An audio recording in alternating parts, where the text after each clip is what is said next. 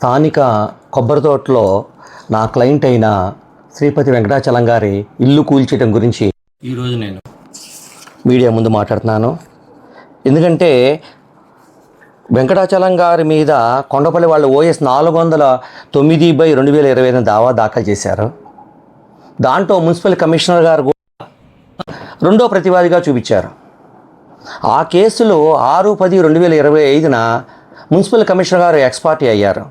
తర్వాత ఎక్స్పార్టీ అయ్యి 9/10/2025 ఇంజంక్షన్ ఆర్డర్లు ఉన్న శ్రీపతి వెంకటాచలం గారి ఆస్తిలోకి పోలీస్ సహాయంతో వస్తే ఏమండి ఇలా కోర్టు ఆర్డర్లు ఉన్నాయి, మీరు ఎక్స్పార్టీ అయ్యారు అని నేను అప్పుడు చెప్పగా పోలీసు వాళ్ళతో సహా ఆయన తిరిగి వెళ్ళిపోవడం జరిగింది.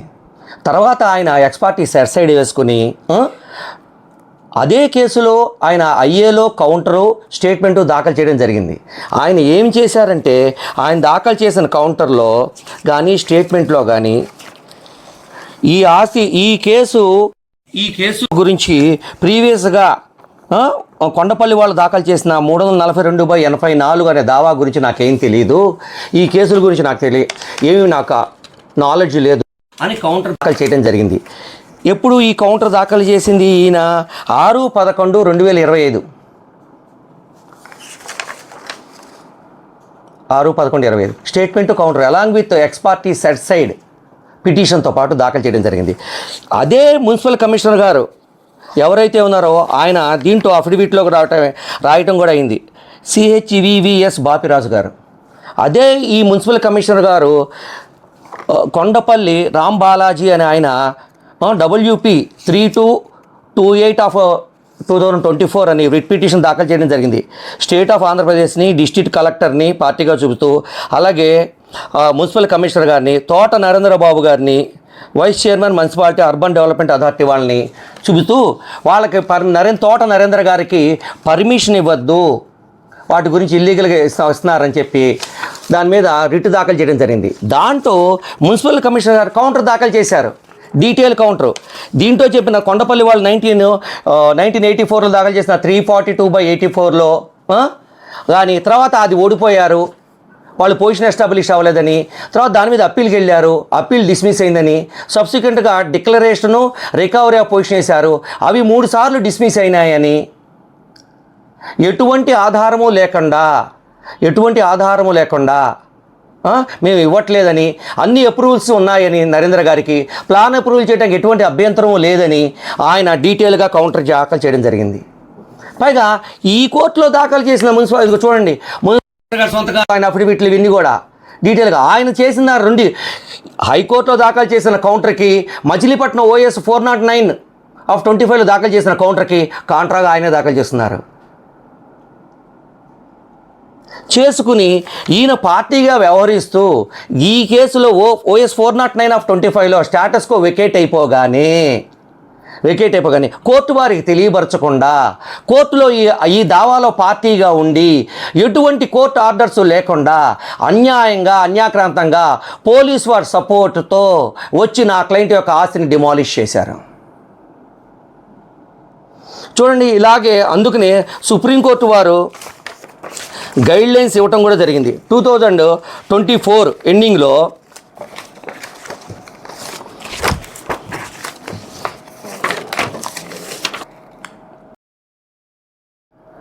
BR Gavai and KV Vishwanath judges, supreme court judges article 142 constitution రాజ్యాంగం ప్రకారంగా జడ్జిమెంట్ ఒకటి ఇవ్వడం జరిగింది, బుల్డోజర్ జస్టిస్ అని. దీని పరంగా మున్సిపాలిటీ వారు ఏదైనా కన్స్ట్రక్షన్ ఏమైనా మేము ఎవరైనా ఇల్లీగల్గా కట్టినా ఎంక్రోచ్ అయినా కూడా వాళ్ళకి ప్రేయర్ నోటీస్ ఇవ్వాలి, వాళ్ళ దగ్గర నుంచి రిప్లై తీసుకోవాలి, వాళ్ళకి ఆపర్చునిటీ ఫర్ హీరింగ్ ఇవ్వాలి, విన్న తర్వాత ఆర్డర్ పాస్ చేస్తే వాళ్ళకి అప్పీల్కి వెళ్ళటానికి టైం ఇవ్వాలి. అప్లీట్ అథారిటీ కూడా కోర్టు వారు ఏమైనా డిసైడ్ చేస్తే దానికి ప్రేయర్గా నోటీస్ తెలియపరచాలి, తర్వాత వచ్చి పంచనామా చేయాలి. ఇలా చెయ్యకుండా వచ్చి అన్యాక్రాంతంగా వచ్చి పగలగొడితే వాళ్ళ మీద కాంపన్సేషన్ అంతా వాళ్ళ మీదే తీసుకోవాలని జస్టిస్ గవాయ్ గారు ఇచ్చినటువంటి సుప్రీంకోర్టు జడ్జిమెంట్. మనం అందరం కూడా భారతదేశంలో ఉంటున్నాము, భారత రాజ్యాంగాన్ని లోబడే మనం జీవించాలి, చట్టానికి వ్యతిరేకంగా కాకుండా. కానీ మన మున్సిపల్ కమిషనర్ గారు ఆర్టికల్ 142ని సుప్రీంకోర్టు ఇచ్చిన జడ్జి గారు ఇచ్చినటువంటి జడ్జిమెంట్ వైలేట్ చేసి అన్యాక్రాంతంగా మా క్లయింట్ల ఆస్తిలోకి చొరబడి డిమాలిష్ చేశారు. ఎటువంటి ఆయన పార్టీగా ఉన్న కేసులో కూడా ఎటువంటిది పిటిషన్ వేయకుండా ఏమండి ఇలా డిమాలిషన్ చేస్తున్నాము, మాకు బలాన్ పర్మిషన్ వచ్చింది అని కానీ, బలాన్ ఆర్డర్ ఇవ్వండి అని కానీ, ఇలా ఈరోజు వెళ్తున్నామని ఆయన పార్టీగా ఉన్న కేసులో కూడా తెలియపరచకుండా చేసి డిమాలిష్ చేయటం చాలా అన్యాక్రాంతం. నా క్లయింట్కి భారీ నష్టం జరిగింది. ఈ నష్టాన్ని అంతటికీ బాధ్యత కమిషనర్ గారు వహించాల్సి వస్తుంది. నా క్లయింట్ తీసుకునే చట్టపరమైన చర్యలకు ఆయన బద్దుడై ఉండాల్సి వస్తుంది. ఆయనే హైకోర్టులో ఒక రకంగా కౌంటర్ రాశారు, OS 409లో కౌంటర్ స్టేట్మెంట్ కూడా డిఫరెంట్గా కాంట్రాగా రాసుకున్నారు. ఆయనకు అన్నీ తెలుసు. కావాలని అన్యాక్రాంతంగా మా ఆస్తులకు చొరబడి, మా క్లయింట్ ఆస్తులకు చొరబడి ఈ విధంగా డిమాలిష్ చేయడం జరిగింది వితౌట్ కోర్ట్ ఆర్డర్. అలాగే సుప్రీంకోర్టు గైడ్లైన్స్ని వైలేషన్ చేశారు. అలాగే గతంలో కూడా 9-10 అప్పుడు 9-10 ఆయన ఎక్స్పార్టీ అయిపోయి మా క్లయింట్ ఆస్తులను డిమాలిష్ చేయడానికి వచ్చినప్పుడు కూడా అప్పుడు ఆయన ఆర్డర్ చూసి వెనక్కి వెళ్ళిపోయారు. ఆ రోజున మేమందరం కలిసి మా క్లయింట్స్ జనసేన పార్టీకి చెందిన వాళ్ళు. ఆ రోజున జనసేన పార్టీ ఆఫీసులో బండి రామకృష్ణ గారు, సామినేని ఉదయభాను గారు, ఇంకో లేడీ చైర్మన్ ఎవరో ఉన్నారు. వీళ్ళందరూ కలిసి ప్రెస్ మీటింగ్ జరుగుతుందంటే అక్కడ రమ్మంటే రామకృష్ణ గారు మా క్లయింట్లు జనసేన పార్టీ సైనికులతో 200 మంది ప్లస్ వాళ్ళతో పాటు నేను కూడా కలిసి రామకృష్ణ గారిని అక్కడ కలవడం జరిగింది. రామకృష్ణ గారు కాగితాలు ఇవ్వండి, నేను చూసి మా లీగల్ అడ్వైజర్కి చూపించి మాట్లాడతాను అన్నారు. తర్వాత మా క్లయింట్లు బండి రామకృష్ణ గారికి కాగితాలన్నీ ఇవ్వగా చూపించుకుని అన్నీ కరెక్ట్గానే ఉన్నాయి అని చెప్పడం కూడా జరిగింది ఆ క్లయింట్కి. వాళ్ళు కొన్నది 1941లో 1941 అంటున్నారు. అక్కడి నుంచి కూడా వాళ్ళు OS 342/84 వేశారు. ఆ కేసు డిస్మిస్ అయిపోయింది. దాని మీద అప్పీల్ వేశారు. AS 69/91, అది 99లో డిస్మిస్ అయిపోయింది. ఆ తర్వాత వాళ్ళు డిక్లేర్ చేయండి ఈ ఆస్తి మాదని రికవరీ పొజిషన్ వేశారు. అది 2009లో ఒకసారి, 2017లో ఒకసారి, 2024లో ఒకసారి డిస్మిస్ ఫర్ డిఫాల్ట్ కింద కొట్టేయబడింది. 1941 నుంచి ఈ రోజు వరకు చూసుకుంటే కూడా 85 ఏళ్ళు. ఎవరన్నా ఆస్తి కొన్నవాళ్ళు 41లో కొన్నవాళ్ళు వాళ్ళ స్వాధీనంలో ఉన్నట్టుగా 85 సంవత్సరాల మట్టి కూడా ఈ ఆస్తిలో వాళ్ళ స్వాధీనం కానీ వీళ్ళదని కానీ ఏ కోర్టు డిక్లేర్ చేయాల. లోయర్ కోర్టు కానీ, డిస్ట్రిక్ట్ కోర్ట్స్ కానీ, హైకోర్టులు కానీ ఎక్కడా డిక్లేర్ చేయాల. వాళ్ళకి ఎటువంటి హక్కు లేకుండా మా క్లయింట్లు మీద ఆస్తి వాళ్ళు అన్యాక్రాంతం చేస్తున్నారు, అవి అన్నీ ప్రచారం చేస్తున్నారు. నెక్స్ట్ చూడండి, అలాగే వీళ్ళు ఆ సర్వే నెంబర్ తప్పేసుకున్నారు అని చెప్పి అంటున్నారు. సర్వే నెంబర్ ఏం తప్పేం కాదు సార్. OS 342/84లో జడ్జిమెంట్ ఇచ్చారు. కొండపల్లి వాళ్ళు దాఖలు చేసుకుంది తోట వాళ్ళ ఫ్యామిలీ మీద. దాంట్లో 12వ పేరాలు డీటెయిల్గా చెప్పారు. దాంట్లో కొండపల్లి వాళ్ళు ఫ్యామిలీలోనే ఒక మెంబర్ అయినట్టు PW2గా ఎగ్జామిన్ అయిన ఈ ఆస్తి 379/1Aగా సబ్ డివిజన్ అయిపోయింది 1964లోనే అని చెప్పడం జరిగింది. ఈ ఆస్తిని ఎకరం 59 సెంట్లు వాళ్ళ అన్నదమ్ములు ముగ్గురు పంచుకోవడం జరిగింది. ఒక్కొక్కరికి 53 సెంట్లు భూమి వచ్చింది జరిగింది.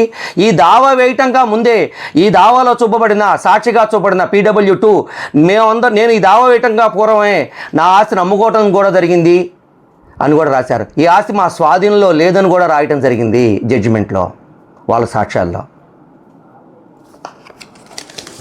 ఇది జరిగిన వాస్తవం. వీళ్ళకి ఏ హక్కులు లేవు. హక్కులు ఉంటే 85 ఏళ్ళ మట్టి ఆగుతారండి. అలాగే కమిషనర్ గారికి అన్నీ తెలుసు అని చెప్పి ఇవన్నీ కరెక్టే అని చెప్పి హైకోర్టులో ఆయనే ఎదుగోండి ఆయన సొంతకాలతో ఆయన దాఖలు చేసిన కౌంటర్ అండి. ఇక్కడ కోర్టులో చూడండి ఏ విధంగా దాఖలు చేశారో. ఈ కౌంటర్ స్టేట్మెంట్ దాఖలు చేసింది ఆయన. ఈ కోర్టుకు వచ్చి ఎందుకు పిటిషన్ ఇట్లా అండ్ స్టేటస్కు ఎందుకు వికెట్ చేశారు, నేను డిమాలిష్కి వెళ్తున్నాను, ఈ కారణం చేత వెళ్తున్నాను, నాకు బలానా వాళ్ళు ఆర్డర్ ఇచ్చారని. కానీ ఏ ఆర్డర్ ఉందండి? ఒక ఆర్డర్ చూపించమని డిమాలిష్ చేయమని.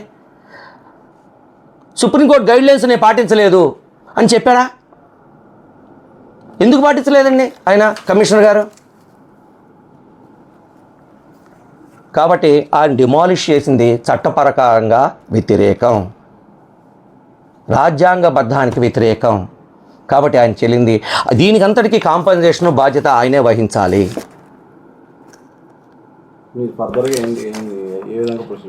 మేము దీని మీద లీగల్గా ఆయన చేసిన దానికి వైలేట్ చేశారు కాబట్టి ఆర్టికల్ 142 కానీ చట్టపరంగా లేదు. కోర్టు ఆర్డర్ కూడా ఎటువంటి తీసుకోకుండా డిమాలిష్ చేశారు కాబట్టి మేము చట్టపరంగా చర్య తీసుకుంటున్నామండి. మా క్లయింట్ చట్టపరంగా చర్య తీసుకుంటాడు. మున్సిపల్ కమిషనర్ మీద ఆయన మీద ఆయనకే తెలిసి చెబుతున్నారు కదండి. ఈ కౌంటర్కి సమాధానం హైకోర్టులో ఎందుకు ఈ కౌంటర్ వేశారు? అన్ని హక్కులు ఉన్నాయి ఈ సర్వే నెంబర్లో, అప్రూవ్డ్ ప్లాన్ 22లోనే అయిపోయింది. దానికి ఆయనకు తోట నరేంద్ర బాబు గారికి ఇచ్చాము, పర్మిషన్ ఇవ్వడానికి ఎటువంటి అభ్యంతరం లేదు, అందుకని ఇచ్చాం, ప్లాన్ అప్రూవల్ చేశారు. చూడండి, అలాగే మీరు అక్కడ దాకా అంటారు మా క్లయింట్ చేత 5 లక్షల చిల్లర కట్టించుకుని ప్లాన్ ఆర్డర్ కూడా ఇవ్వటం చూపిస్తాను. ఒక్క నిమిషం. 13,000 కట్టించుకొని వాళ్ళకి ఆర్డర్ కూడా ఇవ్వటం జరిగింది. ఇదిగో ఏ రోజున 18 December 2025 municipal corporation town planning department building permit order. ఏంటి సార్, ఈ పర్మిట్ ఆర్డర్ ఆయనే ఇచ్చి వాళ్ళే వచ్చి డిమాలిష్ చేస్తున్నారు. ఇలా ప్లాన్ ఇచ్చాము బలానా రోజు అని కోర్టుకి ఏమైనా తెలియపరిచారా? మేము ఇలా పర్మిట్కి ఆర్డర్ ఇచ్చామని కానీ ఇచ్చి మేము ఈ కారణాల చేత డిమాలిష్ చేస్తున్నామని కోర్టుకి ఏమైనా తెలియపరిచారా? ఎందుకు తెలియపరచలేదు కమిషనర్ గారు? అది ఆయనకే తెలియాలి. ఈ కోర్టులో OS 409/2025లో ఆ 2 కౌంటర్లు ఆయనే దగ్గర పెట్టి చదువుకోమనండి. ఇంకేం చెప్పకల్లా 2 కౌంటర్లు ఆయనకే తెలుస్తాయి కరెక్ట్గా. ఆయన సొంతకాలు పెట్టిన కౌంటర్లు, స్టేట్మెంట్లు 2 పక్కన పెట్టి చదువుకోమనండి. హైకోర్టుది ఇక్కడిది రెండిటివి ఇదిగోండి, ఆయన సొంతకాలే ఉన్నాయి. హైకోర్టులో వేసింది ఇక్కడివి. ఎందుకు ఇలా ఆ కౌంటర్కి ఈయన ఈ స్టేట్మెంటు కౌంటర్ ఎందుకు వ్యతిరేకంగా రాసుకున్నారు? ఆయన ఇచ్చిన అఫిడవిట్లే ఉన్నాయి హైకోర్టులో, ఇక్కడ ఇచ్చారు ఆయన.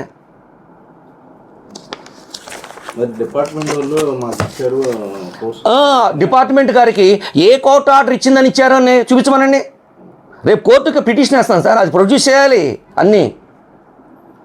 ఈ మామూలుగా పోలీసు బందోబస్తు కోరుతూ మున్సిపల్ కమిషనర్ గారు ఒక లెటర్ ఒకటి విడుదల చేసేది, డిపార్ట్మెంట్ ఇచ్చింది. దాంట్లో మేము చూడలేదు కదా, మేము కోర్టు ద్వారా అడుగుతామండి. దాంట్లో ఏ కోర్టు ద్వారా ఇచ్చిన రాశారో లేదో బందోబస్తు, ఏ కారణం చేత పోలీసు వారు వచ్చారో ఆయనే చెప్పాల్సిన బాధ్యత ఆయనదే, మున్సిపల్ కమిషనర్ గారిది. ఏ కోర్టు ఆర్డర్ ప్రకారం పోలీసు వాళ్ళని ఎందుకు ఇంత ఫోర్స్ కావాలి? ఇన్ని 200-300 మంది పోలీసులా? అన్ని మొత్తం జిల్లా మొత్తం ఉన్న SIలు CIలు రావటమా? అంతా తెలియాలిగా. ప్రతి ఆయనే చెప్పుకోవాలి.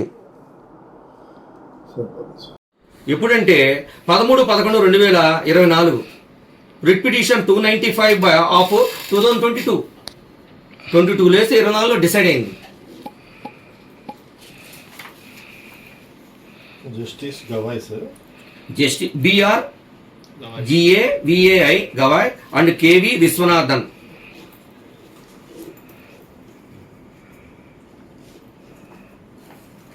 ఆ జడ్జిమెంట్లో గైడ్లైన్స్ కూడా ఇచ్చారు. ఈ గైడ్లైన్స్ కూడా వాళ్ళు విస్మరించారు, వైలేట్ చేశారు.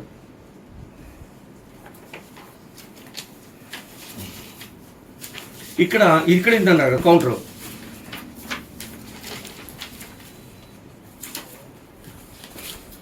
ఇదిగోండి, ఇది మున్సిపల్ కమిషనర్ వేసిన కౌంటర్, ఇది అయ్యేది కౌంటర్ OS స్టేట్మెంట్.